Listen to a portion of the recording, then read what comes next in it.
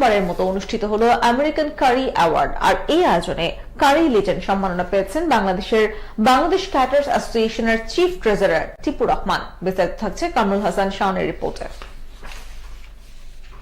এবার আপনিও হবেন শেফ, এই প্রতিপাদ্যকে সামনে রেখে জমকালো আয়োজনে প্রথমবারের মতো অনুষ্ঠিত হলো American curry award 2025।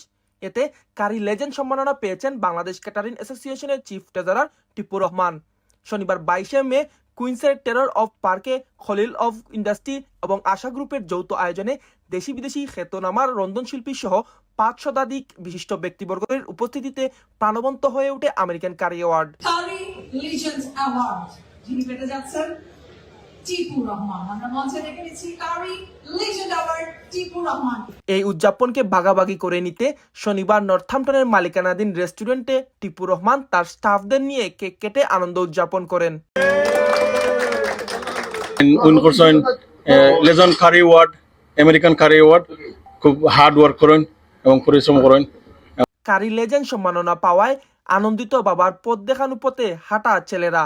Really proud of Dad bringing home the award all the way from the United States of America, from the American Curry Awards. It's great. It's been great seeing the 25-year journey of Dad's accolades.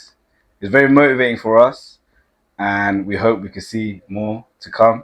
Tipu Rahman ছাড়াও অনুষ্ঠানে আরো 8টি ক্যাটাগরিতে 30 জনকে পুরস্কার দেওয়া হয়। Catering অ্যাসোসিয়েশনের চিফ ট্রেজারার টিপু রহমান বলেন, ইউকে কে রিপ্রেজেন্ট করতে পেরে আনন্দিত।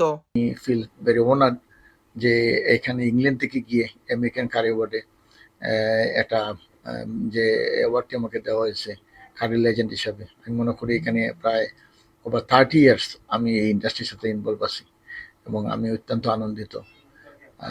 ধন্যবাদ জানাই এই কারি অ্যাওয়ার্ড কর্তৃপক্ষকে। এর আগে তিনি পাপাডাম স্টিক তৈরি করে Guinness book of world record খেতাব অর্জন করেছেন। Kamrul Hasan Shaon, ATN Bangla, UK, Northampton.